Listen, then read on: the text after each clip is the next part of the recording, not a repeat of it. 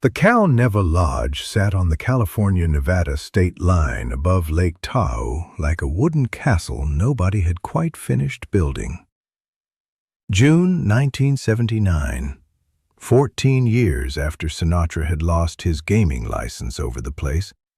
6 years before the building would change hands again and start its long slide toward the version that exists today, restored and reopened decades later as something closer to a museum than a casino. Right then, that night, it was still a working room, still drawing high rollers up from the Bay Area and down from Reno, still running tables until 4 in the morning under low brass light fixtures that had not been replaced since the Rat Pack years. The high-stakes room was at the back, past the main floor, behind a door with a man standing in front of it who knew your face or did not let you through. Inside, 4 blackjack tables and 2 private poker sit-ups. A bar in the corner staffed by a bartender named Lou Carbone, who had been pouring drinks at the Cal-Neva since 1968. The carpet was worn, but still thick enough to swallow footsteps. The walls still carried the old knotty pine paneling from the lodge's original construction, dark with 40 years of cigarette smoke that no amount of cleaning ever fully lifted. If you were in that room, you were either rich or you worked there. There was no third category. That night, June 14, 1979, both ends of the room were occupied. At the back table, a man named Dominic Resta was running a private poker game for 4 regulars, men who flew up from San Francisco every few weeks and lost money the way some men donate to charity, as a kind of social obligation they had stopped questioning years ago. Resta was 49 years old. He had owned a minority stake in the lodge's gaming operation since 1976, bought in through a holding company that kept his name off the State Gaming Commission's more visible paperwork. And he ran the back room the way certain men run small fiefdoms, which is to say, loudly, with the particular swagger of someone who has been the most important person in a small room for long enough to forget that the room is small. He had been drinking for 3 hours. He had been winning. At the front table, near the bar, Clint Eastwood sat alone. He had driven up from Carmel 2 days earlier, alone, the way he often traveled when he wanted to think rather than be seen thinking.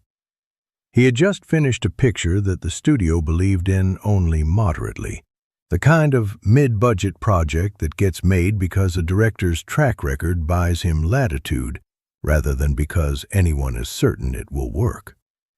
He was 49 years old himself, the same age as Resta, though nothing else about the 2 men matched. He had a glass of bourbon in front of him on the felt. He had bought $200 in chips an hour earlier and had not touched most of them. He was not really playing. He was watching the dealer work, watching the rhythm of the room, the particular kind of watching that had become, over 2 decades of sets and sound stages, simply how he occupied a space when he was not required to perform in it. He had walked into the room 40 minutes earlier. He had not noticed Resta at the back table.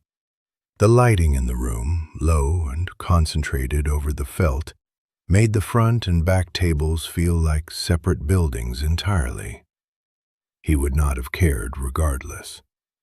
He and Resta had never met. Eastwood did not know who owned the backroom concession. He had simply driven up the mountain for a few quiet days before the next picture's pre-production began, the way he had driven north on Highway 1 dozens of times before, looking for roads with nobody on them, and rooms where nobody required anything of him. Resta knew exactly who Eastwood was. He had recognized him the moment Eastwood walked through the door, had clocked the recognition the way certain men in certain businesses clock everything, instantly converting a person's identity into a rough calculation of how the person's presence might be useful, profitable, or simply worth commenting on to make himself look important in front of his table. Resta had been drinking for 3 hours. Resta had a particular weakness, well known to the regulars who played with him, for talking about Hollywood whenever a recognizable face wandered into his orbit, a habit that had less to do with genuine interest in the film business and more to do with establishing, loudly, that he was the kind of man important people walked past. Where are you watching from? Drop your state in the comments. I want to see how far this story reaches. It started small. Around 11 that evening, one of Resta's regulars, a younger man named Phil Tannen, who worked in commercial real estate in the East Bay and had been losing steadily for 2 hours, glanced toward the front of the room during a hand and noticed Eastwood at the bar table. He mentioned it, half under his breath, mostly to fill the silence between hands. Resta followed his eye line. He squinted through the low light and the cigarette haze. He could see, even from across the room, the lean frame, the worn canvas jacket hung over the back of the chair, the particular stillness of a man who was sitting without performing the act of sitting for anyone. "Eastwood," Resta said, loud enough for his whole table to hear. Tannen nodded. Resta picked up his drink. He took a long swallow. He said, "You know what I don't get about that guy?" Nobody answered. They had all heard versions of Resta's monologues before. There was no good answer.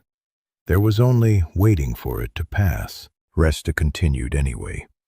He said the guy made his money on cowboy pictures 15 years ago and a cop picture in the 70s, and now he was out here pretending to direct, like that was a real thing a guy who could barely act his way through a Western was qualified to do.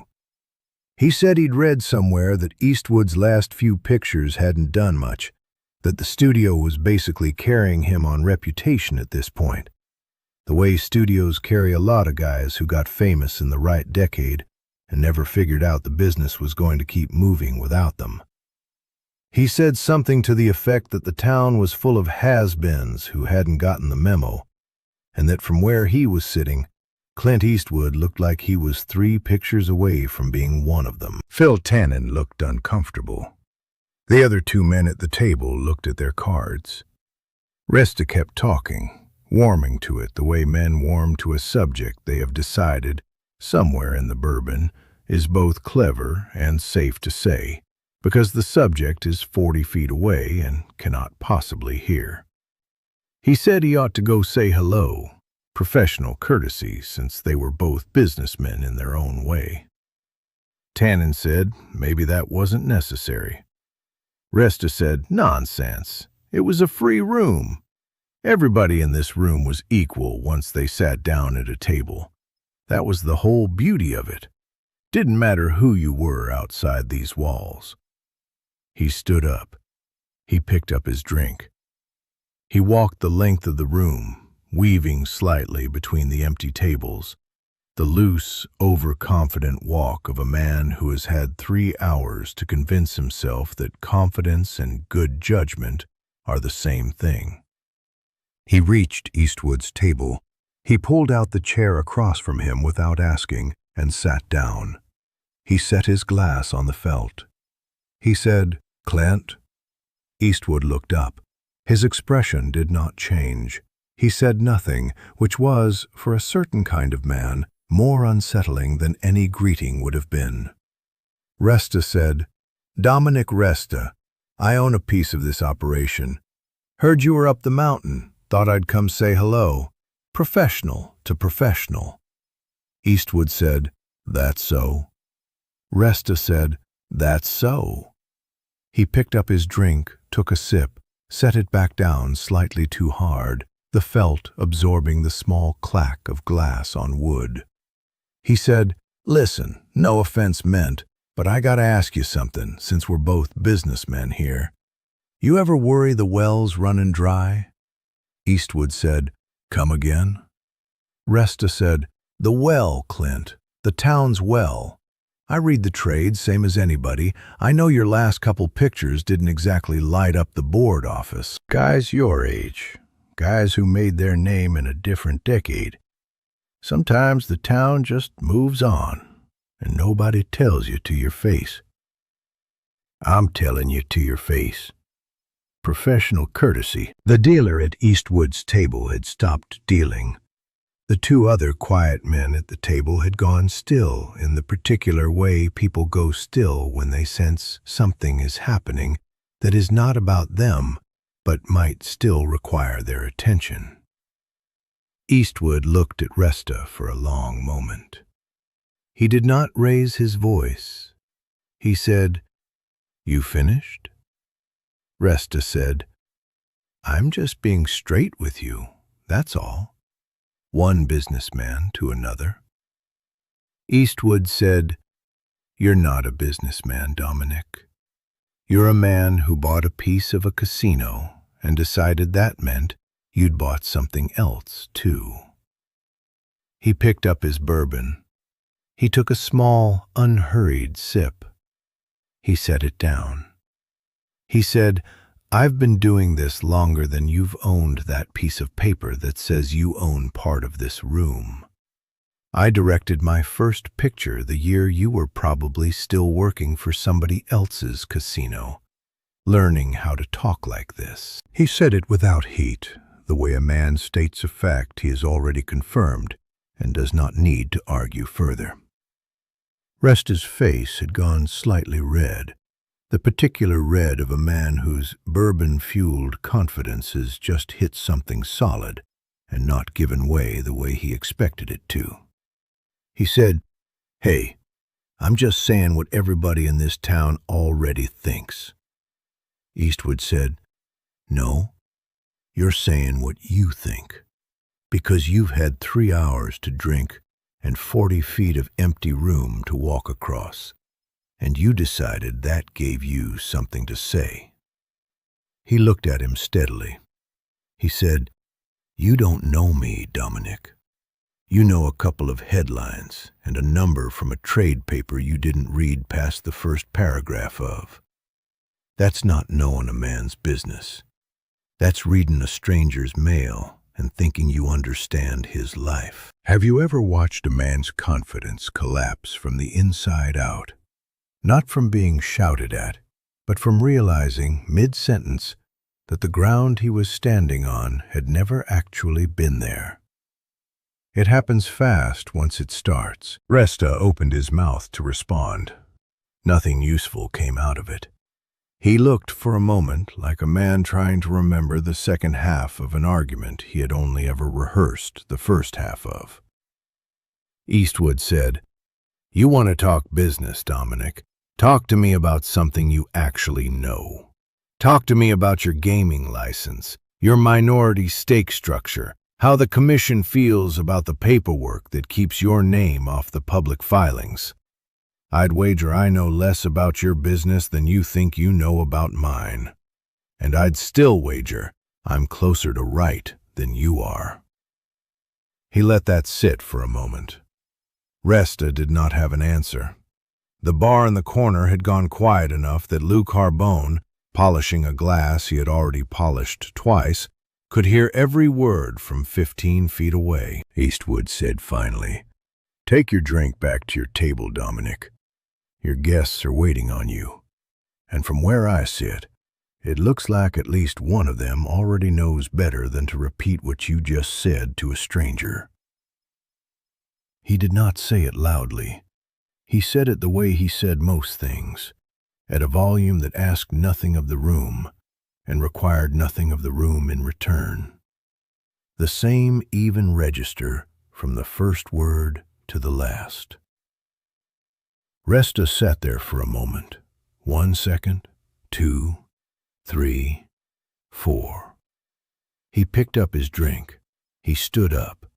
He walked back across the room, slower than he had walked over, the loose confidence gone out of his stride entirely, replaced by the particular stiffness of a man trying to walk normally while every part of him wants to walk faster. He sat back down at his own table. Phil Tannen and the other two men did not ask him what had happened. They had heard enough of it from across the room to understand they did not need to ask. The dealer at Eastwood's table resumed dealing. Eastwood picked up his cards. He played the hand the same unhurried way he had been playing all night. Lou Carbone, behind the bar, finished polishing the glass he had been holding and set it down, and did not say anything to anyone for the rest of the shift, though he thought about what he had just witnessed for the better part of the next decade, in the particular way that bartenders carry the things they overhear and never repeat, until eventually some of them decide that certain things deserve to outlive the silence. Dominic Resta left the Cal-Neva that night without finishing his last hand. He did not come back to the back room for the remainder of that week, an absence the regular dealers noticed and did not comment on. His minority stake in the gaming operation was sold off within 18 months, in early 1981, to a larger holding company restructuring the lodge's ownership ahead of a planned renovation, a sale that the trade gossip at the time attributed to financial pressures unrelated to anything that happened on the casino floor, and which may well have been exactly that, since men like Resta tend to accumulate financial pressures from many directions at once, and rarely from a single conversation, however uncomfortable. He moved to Reno. He ran a smaller operation there through most of the 1980s. He died in 1994 at the age of 64 of complications from cirrhosis, a fact noted only in a brief paid obituary in a Reno newspaper that mentioned his casino career in 2 sentences and his survivors in 3. Eastwood checked out of the Cal-Neva 2 days later, as planned, and drove back down the mountain to Carmel. He never mentioned the encounter publicly, not in any interview, not in any documentary made about his career in the decades that followed, not in the published collections of anecdotes that circulate among film historians who track these things obsessively. The story exists today because Lou Carbone, the bartender, told it once, late in his own life, in 2009, to a journalist working on an oral history of the old Cal-Neva for a regional Nevada historical magazine doing a retrospective piece on the lodge's pre-renovation decades. Carbone was 81 years old at the time of the interview. He had kept the story for 30 years. He explained, when the journalist asked why he had never mentioned it before, that for most of those 30 years, the only point of telling it would have been to make Resta look bad to people who had mostly forgotten Resta existed anyway. And that seemed, to Carbone, like punching a dead man who could no longer punch back.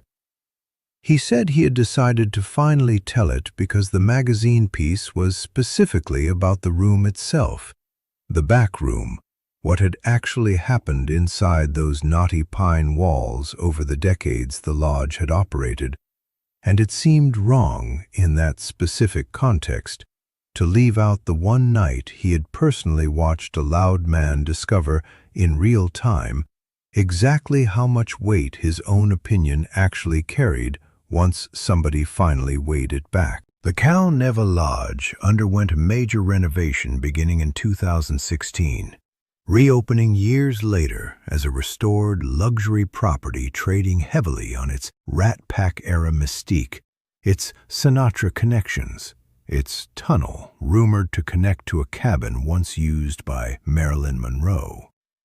The back room where the encounter took place no longer exists in its original form. The space was reconfigured entirely during the renovation. There is no plaque anywhere on the property referencing Dominic Resta or the night in June of 1979. There is no marketing material that mentions it, because almost no one beyond Lou Carbone and the 4 men at Resta's table that night ever knew it happened at all. And 3 of those 4 men are now dead, and the 4th, Phil Tannen, gave a brief confirming quote to the same regional magazine in 2009 before declining to elaborate further, saying only that he remembered exactly 2 things about that night 30 years later: that Resta had said something stupid, and that whatever Eastwood said back to him had taken less than a minute and had ended the conversation more completely than anything Tannen had ever watched happen at a card table before or since. There is a particular kind of correction that some men deliver with their fists, and some men deliver with their wallets, and some men deliver, more rarely, simply by refusing to let a false thing stand unanswered in the room where it was said, using nothing but the plain weight of accurate information delivered at a volume that asks for no audience and requires no witnesses to validate it. Eastwood did not need Resta to apologize. He did not need Resta to admit he was wrong in front of his table, though Resta's silence on the walk back across the room amounted to exactly that. He simply said what was true once, in the same tone he had used to order his bourbon, and let the truth do whatever work truth does once it has finally been spoken into a room that had, until that moment, only contained one man's very loud and very wrong opinion of himself. That is the whole of it. That is what 4 minutes at a felt table in the back room of a half-forgotten lodge above Lake Tahoe actually contained. And unfortunately, they do not make men like that anymore. If this story reached you, pass it on. Share it with someone who has learned the difference between confidence and accuracy the hard way. Subscribe if you haven't yet. There are more stories like this one, and every single one of them deserves to be told.